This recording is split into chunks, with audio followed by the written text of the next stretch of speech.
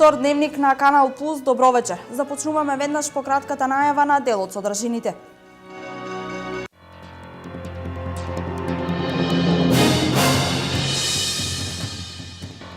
Пред законодавниот дом во Скопје се одржува голем протест на граѓанското движење за одбрана на Македонија.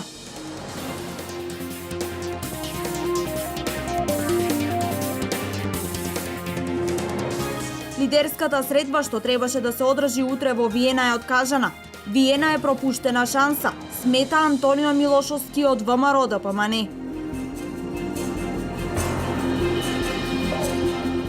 За 3 месеци започнува изградбата на експресниот пат Штип-Кочани, истакна министерот за транспорт и врски Владо Мисајловски при денешната посета на општините Чешиново, Облешево и Карбинци.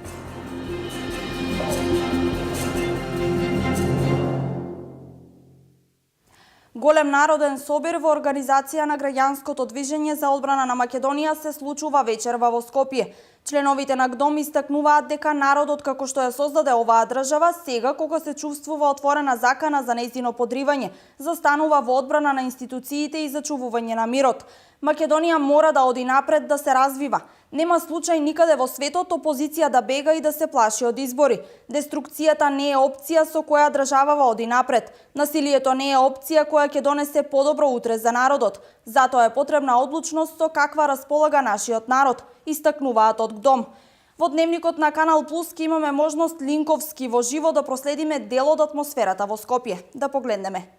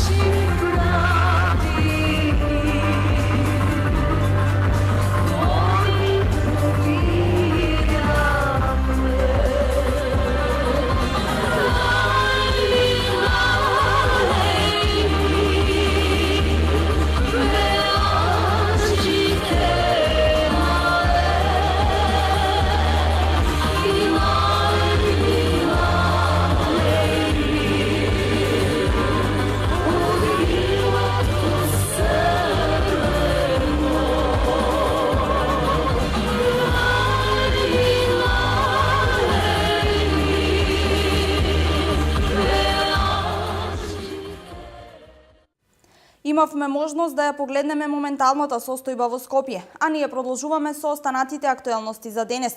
Лидерската средба што требаше да се одржи утре во Виена е откажана. Лидерот на СДСМ Зоран Заев вчера го услови учеството на лидерската средба со повлекување на одлуката на председателот Ѓорѓе Иванов за помилување и со одложување на изборите закажани на 5 јуни. ВМРО ДПМН и ДУИ пак претходно потврдија дека ќе учествуваат на средбата во Виена. Ова е пропуштена шанса за граѓаните и за сите кои што и мислат добро на Република Македонија, рече на денешната пресконференција Антонио Милошовски од ВМРО ДПМН. Во Виена пропуштена е една шанса да се дојде до договор за спроведување на она што веќе е подпишано, а тоа е одржување на изборите на 5 јуни со новата државна изборна комисија, со владата која што има мандат да ги спроведува изборите, и со граѓаните кои што сакаат на избори да може да одлучат на кого ќе ја дадат својата доверба. Зоран Заев сакаше да добие Министерство за внатрешни работи и го доби. Зоран Заев постави услов за Министерство за труд и социјала и ја исполнет. Зоран Заев бараше поинаква државна изборна комисија и ја имаме. Зоран Заев се ценкаше за специјално јавно обвинителство и тоа функционира. Единствениот услов кој што Зоран Заев не успеа да го добие и да го оствари, тоа е поддршката од граѓаните.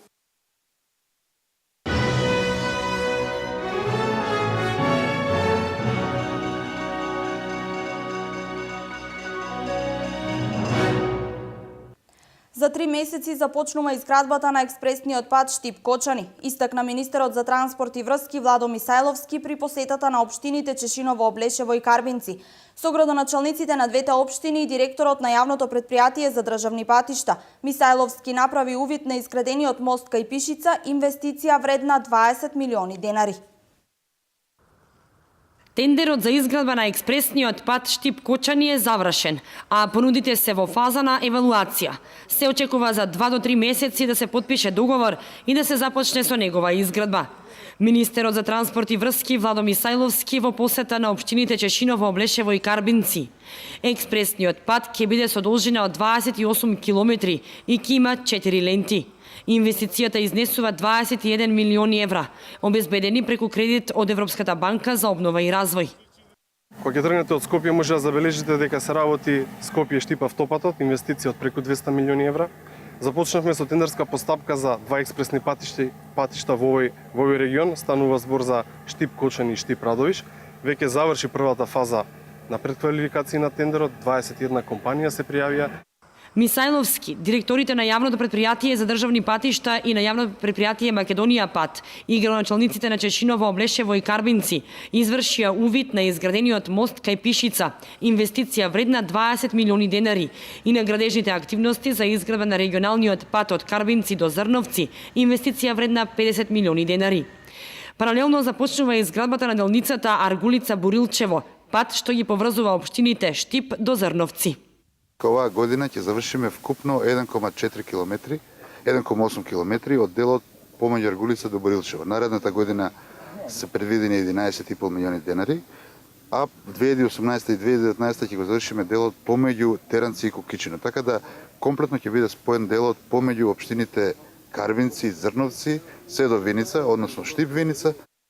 Изградбата на овие инфраструктурни проекти се од големо значење за овој регион, посебно за подобра комуникација меѓу населените места во овие општини. Истакнаа градоначалниците на општина Чешиново, Облешево, Костадин Личков и на општина Карвинци, Зоран Минов. Ова е многу битен патен правец за нашата општина, за општина Карвинци, затоа што луѓето скратуваат по 30 и повеќе километри, што сакаат да одат за Источна Македонија. Овој пат е некаде околу 3 километри, со тоа што скратуваме од цела Аргулица до населените места во општината Чешиново, Облешево, некаде околу 30 километри, значи воедно во двата парни правца околу 60 километри, а сега ќе може тоа да го извршуваат за 10 километри. Со завршениот мост на река Злетовица, жителите од општина Чешиново, Облешево кон општината Пробиштип скратуваат околу 20 километри, а се зголемува и економскиот раст на двете општини. Започна санацијата на улицата Љупчо Сантов во Кочани, која што пред 3 години целосно беше реконструирана, но поради хаварија асфалтот пропадна, па сега е потребна негова поправка. Истовремено се работи и на асфалтирање на други улици во Кочани. Започна решавањето на едно од најболните прашања за жителите на Кочани – санација на улицата Љупчо Сантов, која што целосно беше реконструирана пред 3 години, но се случи хаварија во водоснабдувањето, па дел од улицата пропадна. Сега повторно се работи на оваа улица. Средствата се обезбедени од страна на комуналното јавно предпријатие Водовод, значи целосно од нивниот буџет. Паралелно се работи на уште неколку улици во градот. Улицата Мородвишка Епископија е при крај со асфалтирањето и ќе биде комплетно завршена и ставена во функција. Улицата Љупчо Сантов се очекува да биде завршена за околу една недела и да бидат санирани оштетувањата.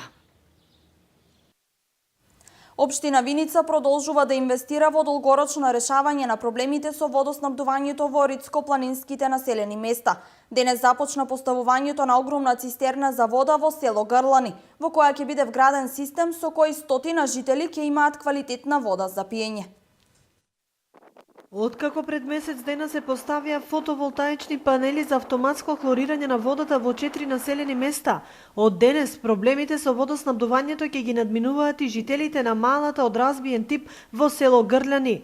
Искуствата од соседството со вградување цистерни кои се конструираат за да работат како резервари, за прв пат ќе се пробат и кај нас. Со вградувањето на 50 кубична цистерна завршува последната фаза од изградба на водоводот во село Грляни. Инвестицијата е од буџетот на општина Виница, некаде околу 2 милиони денари. Чинеше целата инвестиција и со ова ќе се задоволат потребите за вода на околу 100 жители на ова населено место. Пред месец дена некаде беше поставен фотоволтаичен систем за хлорирање, односно хлоринатори на водоводите на 4 населени места. Со тоа сите овие населени места ќе добијат чиста и квалитетна вода за пиење. Овој капацитет на цистерната ќе биде доволен за потребите на местното население, тврдат надлежните од јавното комунално предпријатие, кои имаат обврска постепено да го преземат управувањето со сите селски водоводи. Фирмата која што го доби тендерот и која што испорача цистерната ќе дојде на лице место да ги стави стави деловите кои што се потребни за да нормално функционира цистерната како резервар и потоа екипите од ЈП Солидарност Виница ќе ја направат сувата комора и ќе ги сместат сите делови неопходни за нормално функционирање. Во завршна фаза и резервоарот во село Крушево, кој веќе пробно работи. За реализација останува филтер станицата во Трсино, за која процедурата е релативно комплицирана, но и бараните средства се најмногу. Градоначалникот на општина Берово Драги Наџински беше во посета на семејствата чија куќа изгоре во пожар пред неколку дена. Тој најави дека ќе им помогне на семејствата со материјали за реконструкција на објектот и покривање на трошоците за кирија додека траат градежните активности. Градоначалникот на општина Берово Драги Наџински ги посети семејствата Реджеповиќ и Дибранов, на кои пред неколку дена пожар во целост им ја изгоре куќата во која што живеат двете семејства. При согледување на настанатите штети, градоначалникот ја истакна својата подршка и заложба за помош на настраданите фамилии со донирање на материјални средства за реконструкција на објектот, како и дополнителни финансиски средства. Ги посетив семејствата и видов дека е потребно да им се даде парична помош на луѓето и се разбира градежни материјали со кои ќе може што побрзо да се санираат направените штети. Ние како општини ветивме дека ќе бидат обезбедени потребните керамиди за кровната конструкција да биде покриена. Ќе обезбедиме песок и усие мали цемент за да се санираат направените штети на зидовите. Градоначалникот исто така истакна дека ќе ги покрие и средствата потребни за плаќање на трошоците за изнајмување на стан во кое семејствата со малолетни деца ќе живеат се до завршување на градежните активности околу реконструкција на нивниот објект. За младите деца, малолетните деца кои две вечери веќе спијат, просто речено кажано на отворено, реков таму каде што ќе најдат стан да се вселат, ние ќе направиме договор со собственикот на куќата и киријата која ќе биде потребна за плаќање на станот, ќе ја плаќа општина Берово. Од кабинетот на градоначалникот истакна дека ваквата помош е дел од годишната програма за работа на градоначалникот на општина Берово, кој постојано обезбедува финансиска и материјална помош за семејства кои се соочени со вакви и слични ситуации, како и лица од социјално ранливи категории на граѓани од општината.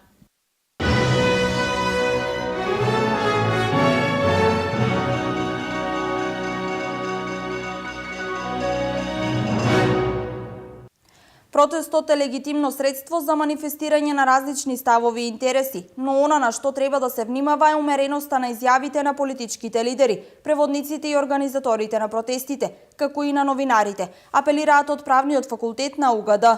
Говорот на омраза генерира насилство и вандализам. Говорот на омраза, втемелен на политичките и идеолошките разлики, е се поприсутен во актуелните случувања и масовните протести. Говорот на омраза расте, потврдуваат податоците на Центарот за правно-политички истражувања на Правниот факултет на Универзитетот Гоце Делчев. Говорот на омраза не е ретка појава во медиумите, а во изобилство се практикува и на социјалните мрежи. Тенка е границата помеѓу слобода на изразување и говор на омраза, посебно во масовните протести, каде политичкото етикетирање е пракса. Класичен пример е она поделба на патриоти и предавници во Македонија која што директно импутира, односно може да креира говор на омраза, но и конкретните чекори, например на уништување на споменици, без разлика дали се тие ново креирани или се споменици на културата, заштитени со закон, може и ова исто така да предизвика дополнителни тензии и дополнителен говор на омраза, кој што во овој чувствителен период може да делува дури дестабилизирачки кон поширокото општество. Поголема тежина на јавно изразената омраза има зборот на јавните личности, политичарите и новинарите, заради што токму тие треба да се највнимателни во јавните настапи. Дефинитивно најголемо влијание имаат оние јавни личности кои што секојдневно можеме да ги гледаме во рамките на мејнстрим медиумите. Но забележливо е дека, например, поттикнато мораме да забележиме дека тоа се поттикнува преку овие јавни личности или можеби новинари кои што го креираат ваквиот вид на говор на омраза, поттикнато од нив се креира или експлодира тој говор на омраза и на интернет во рамките на социјалните мрежи преку дискусиите, условно кажано, затоа што тие дискусии не се конструктивни, кои што ги креираат нивните, условно кажано, повторно следбеници или поддржувачи. Говорот на омраза беше тема на работилница во Штип која ја организираа Центарот за правно-политички истражувања на Правниот факултет на УГД и мисијата на ОПСЕ во Скопје. Што можат математичарите да направат за вас? Беше темата на работилницата што се одржа на Универзитетот Гоце Делчев во Штип. Повеќе за ова во прилогот што следи. Во рамки на акцијата КОСТ, Електротехнички факултет при Универзитетот Гоце Делчев награден и номиниран. Организатор на еднодневната индустријска работилница на тема што можат математичарите да направат за вас беше Штипскиот универзитет. Денес ќе има една серија на популарни предавања, не само од математичари, туку и од колеги кои што работат на индустријски проблеми и пред се инженери, кои што ќе имаат за цел да ја приближат примената на математиката до широките народни маси, до студентите, до обичните граѓани да сватат дека користењето на математиката веќе представува огромна потреба, а не баук. Беа презентирани целите на акцијата, можностите за добивање на студентите до втори и трет циклус кои се занимаваат со истражување во индустријата, а користат математички апарат. Излагање има и представници од универзитетите, УКИМ, УГД и Институтот за современи композити и работика. Значи, зборуваме за иновативни производи од типот на роботизирани машини кои што се користат во авионска индустрија, во композитна индустрија, значи тековна работи конкретно, значи најконкретно што на контрола на движење, сме примениле на за производство на машина која што произведува и веќе ги има произведува делови за сателити кои што моментално се во орбитата. Македонија е една од трите држави во светот која што е развиена оваа AFP-ATL технологија.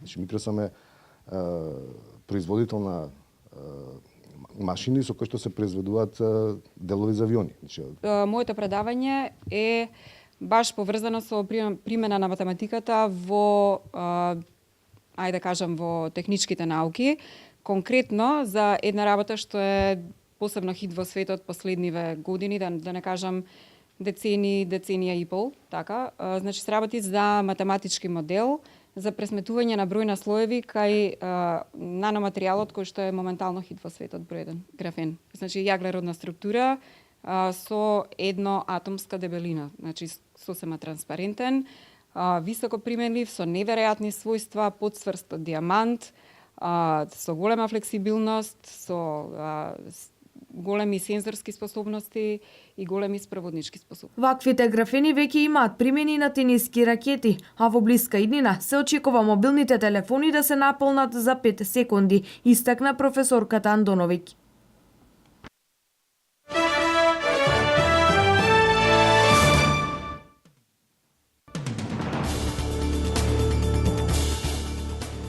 Во страшна експлозија на рафинерија за нафта во Вера Круз, Мексико, животот го загубија најмалку 3 лица, а повеќе од 136 се повредени. Засега не се наведуваат точните причини кои довеле до експлозијата, што треба да го утврди понатамошната истрага. Последиците се навистина големи, бидејќи целото подрачје е евакуирано и се проценува дека ќе има огромни еколошки штети. Рафинеријата е во сопственост на нафтената компанија Пемекс, а стигнуваат извештаи дека и во изминатите години имало безбедносни проблеми.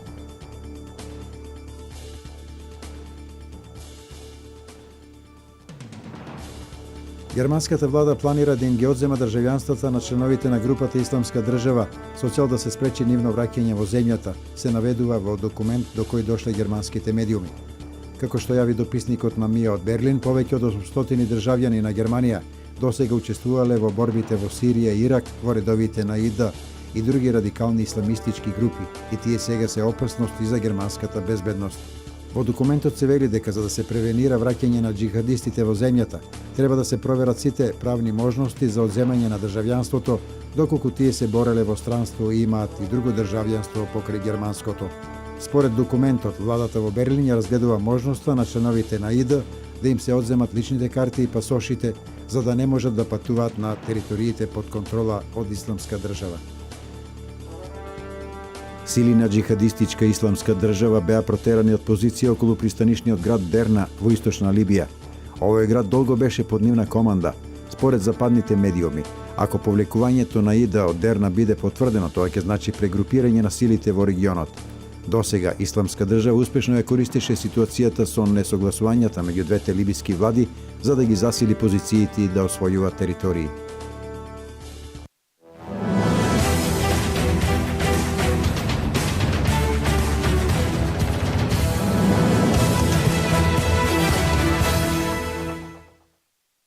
Ракометниот камп Кирил Лазаров 7 ова лето ќе го зголеми бројот на учесниците и ќе стигне помеѓу 250 и 300 момчиња и девојчиња.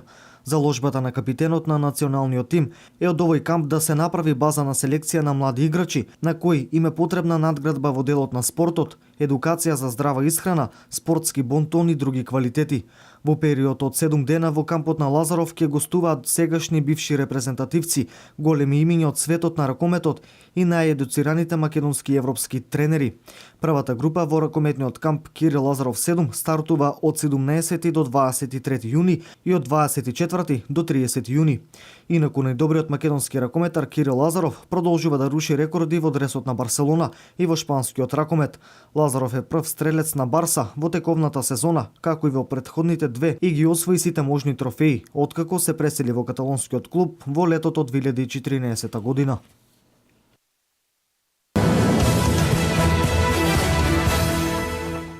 Кошаркарките на Бадел по 12 пат го подигнаа шампионскиот пехар, наменет за најдобрата екипа во македонската женска кошарка, откако без ниту еден загубен надпревар во сезоната, вчера славеа и во најинтересниот и најнеизвестниот надпревар сезонава кој се играше во салата на Средното општинско училиште Методи Митевски Брицо во Делчево, каде во рамки на финалето од плејофот со 63-58 славеа победа над големиот ривал Клубски патриот од Делчево. Тренерот на Клубски патриот Липчо Петровски им честиташе на гостинките, но сепак истакна дека судењето кое беше тенденциозно во текот на надпреварот беше главната причина што екипата од Делчево не успеа да обезбеди уште еден надпревар и да го одложи славјето на скопјанки. Еве сега се гледа дека Бадел е фаворизирана екипа, дали од Кошаркарска федерација на Македонија или од Судискиот сојуз, мора тоа јавно да го кажам. Ова е пак ќе кажам историја за градот Делчево, бидејќи да имаше една прволигашка екипа и таа да игра финале, и тоа финале со достоен противник како што е Бадел. Еде мора да загуби во оваа пригода бевме ние. Се надевам дека наредната сезона ќе имаме уште едно финале и во тоа финале ќе победиме. Извојувавме многу тешка победа. Со тимска работа, мислам дека на крај концентрацијата победи и тоа што ние сме во редовен тренажен процес. Ова практично беше последниот кошаркарски надпревар во рамки на првата женска кошаркарска лига на Македонија. Кошаркарките на Бадел годинава ја освоија двојната круна, бидејќи славеа и во неодамнешниот куп на Македонија.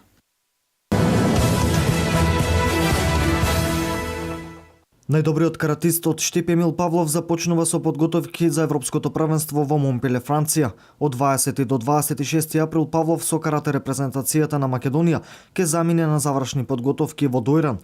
Инаку Емил минатата недела го освои второто место во карате премиер лигата во Салцбург, Австрија, каде што се закити со сребрен медал во категоријата до 60 килограми. Европското првенство во Франција започнува на 5, а ќе трае до 8 мај.